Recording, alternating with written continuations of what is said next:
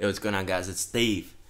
So I've been hearing some rumors about Damian Lillard and Paul George teaming up for the Los Angeles Lakers. Now, the first thing to understand is that Paul George, when he said he committed to staying with the Pacers, you have to understand what he's saying is he's not going to force a trade midway through the season at the trade deadline. So pretty much he's going to play the remainder of next year. He's going to play out his contract until his contract expires. And if I'm breathing heavily, I really don't feel too well, but it's besides the point.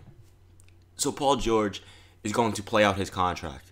He's going to stay with the Indiana Pacers until 2018. Really not a big surprise.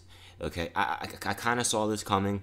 Really, players that have that much power to force a trade are usually only top-tier superstars. That's why you barely see it happen. You know, probably the only time it's really happened in recent history is like Carmelo Anthony, DeMarcus Cousins. He didn't really force it, but they traded him. It was ridiculous. But anyway, so there's rumors saying that Damian Lillard, which his contract doesn't expire for another 4 years, he's going to team up with the Los Angeles Lakers and Paul George. They're going to have Lonzo Ball. Now, if this happens, by the time that happens 4 years from now, or let's say Damian Lillard gets traded regardless, Damian Lillard will probably be around, 29, 30. Paul George will be around 30 because he's like 26 now. Lonzo Ball will be like 22, 23. Okay, so regardless of how far in the future it is, it's definitely going to be a dynasty. Now, the reason why I say that because they're all really young. Damian Lillard is young.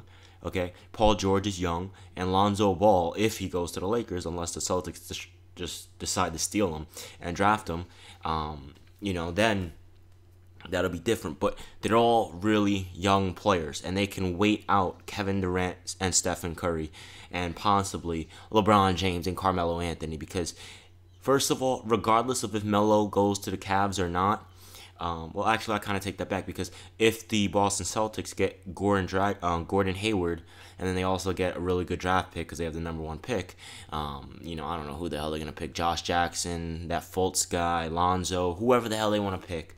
But if they get a really good draft pick and they get Gordon Hayward, or they get a really good draft pick, trade the draft pick, get Gordon Hayward from free agency because they have the cap space to do it, trade the draft pick with like a Jay Crowder, keep Avery Bradley for perimeter scoring and defense. I mean, this team, you kind of question if the Cavs are going to make it to the NBA Finals if a stacked Boston team like that, even though I think LeBron's still good enough to carry his team past the Boston Celtics. Now, another thing to understand is that if Melo and LeBron team up, I would say there's a 3-year window that they have to win NBA championships. There's a 3-year window.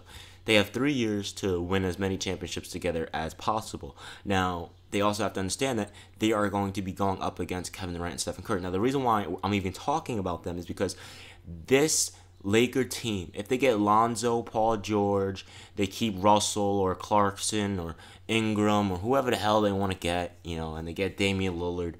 Damian Lillard is that guy. Okay, he has the confidence, he has the mentality, he has the experience to go deep in the playoffs. He's played against the Golden State Warriors, okay, with C.J. McCollum.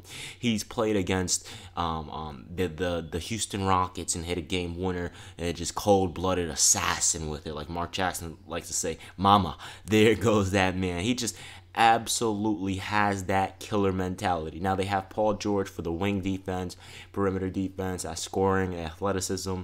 Okay, then you have Lonzo Ball, who's a really good playmaker.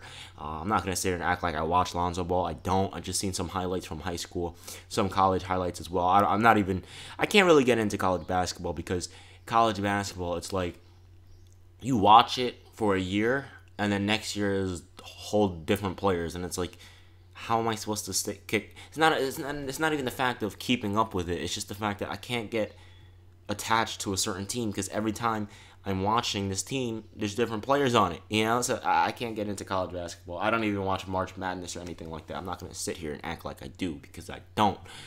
But I will say that the Lakers, Dame Dollar, Paul George, Lonzo Ball, they can possibly be a dynasty.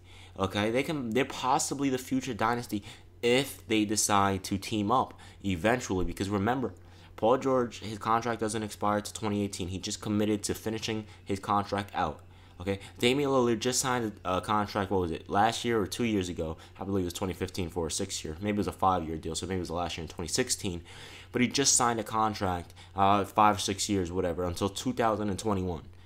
Okay, and then you also have Lonzo Ball is going to be drafted, and there's no guarantee the Lakers are even going to get him, because if the Celtics really want to get disrespectful, they can draft him, and then they can use him as an asset and be smart. That's what the Celtics should do, actually. Draft Lonzo Ball and then trade him with, let's say, Jay Crowder. Could you imagine what he could get for them? He could possibly pull off. The Celtics don't want Melo. The Celtics don't. Actually, Danny Ainge said he's thinking of getting Melo, but he said he doesn't want Paul George, and he said he's thinking about Jimmy Butler.